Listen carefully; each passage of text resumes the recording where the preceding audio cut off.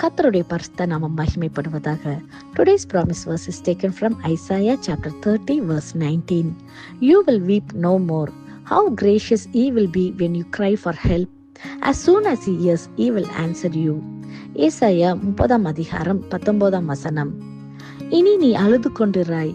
உன் கூப்பிடுதலின் சத்தத்திற்கு அவர் உருக்கமாய் இறங்கி அதை கேட்டவுடன் உனக்கு மறு உத்தரவு அருள்வார்.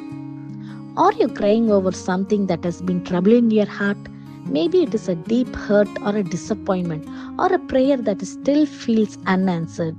உங்கள் இருதயத்தை காயப்படுத்தின ஏதாவது காரியத்தை குறித்து அழுது கொண்டிருக்கிறீங்களா? அது ஒரு ஆழமான காயமாக இருக்கலாம், அல்லது ஏதோ ஒரு ஏமாற்றமாகவோ, அல்லது நீண்ட நாட்களாக எதிர்பார்த்திருக்கிற ஜெபம் இன்னும் விடைபடவில்லை என்று சொல்லி வேதனையோடு இருக்கிறீங்களா?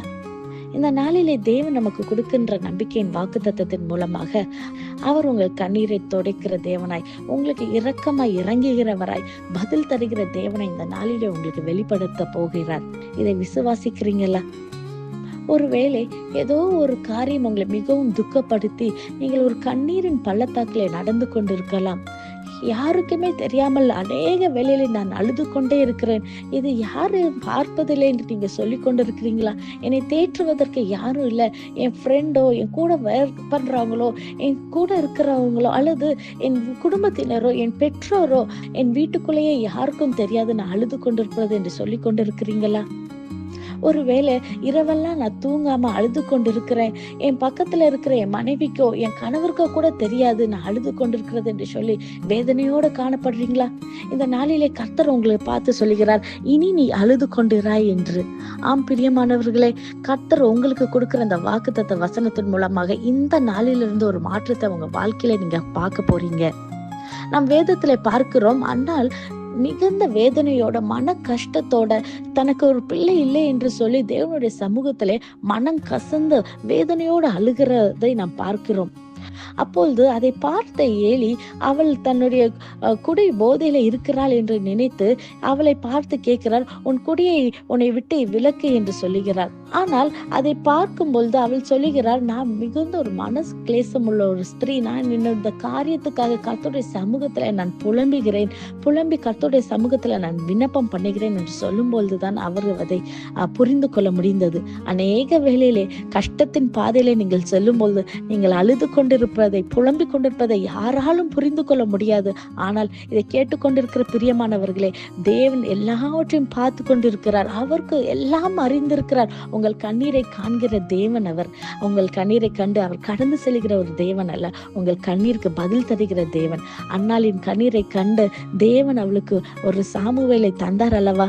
இந்த நாளிலே எந்த காரியத்துக்காய் குறித்து நீங்கள் அழுது கொண்டிருக்கிறீங்க? ஒருவேளை உங்க குடும்பத்துல உள்ள ரட்சிப்புக்காக, உங்கள் பிள்ளைகளுடைய காரியமாக குறித்து அழுது கொண்டிருக்கிறீங்களா? உங்கள் கணவருடைய ரட்சிப்புக்காகவோ, அல்லது உங்கள் மனைவியுடைய ரட்சிப்புக்காகவோ, அல்லது ஏதோ ஒரு வியாதியின் காரணமாகவோ, அது எந்த ஒரு சூழ்நிலையாக கூட இருக்கலாம். நீங்க அழுது கொண்டிருக்கிற காரியத்தில் கர்த்தர் கண்ணோக்கி பார்க்கிறார். பிரியமானவர்களே, நிச்சயமாகவே நீங்கள் கர்த்தருடைய சமூகத்துல நீங்கள் காத்திருக்கும் பொழுது, அவருடைய பாதத்துல நீங்கள் பற்றி அவரை நம்பி சார்ந்திருக்கும் பொழுது, கர்த்தர் நிச்சயமாகவே உங்களுக்கு இறங்குகிற தேவனாக, மனம் இறங்குகிற ஒரு தேவனாக அவர் உங்க காரியத்திலே அவர் இடைப்பட போகிறார். இதை விசுவாசிக்கிறீங்களா? No tear you shed is unseen by God. Every cry and every prayer has reached his heart. Just as he answered Hannah, he will answer you. The God who hears will surely respond. Your season of weeping will end and joy will rise again because he has heard your cry. இதை நாம் நம்பி ஜெபிப்போமா?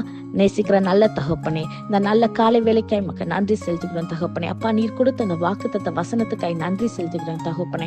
ஆண்டவரே, இதை கேட்டு விசுவாசித்து ஜெபிக்கிற ஒவ்வொரு பிள்ளைகளுடைய வாழ்க்கையிலும் கர்த்தாவே, அப்பா, உங்க கண்ணீரை துடைக்கிற வரை கர்த்தாவே, அவங்க காயங்களை ஆற்றுகிற தேவனை கடந்து வரும்படியாக ஜெபிக்கிறேன் ஏசப்பா.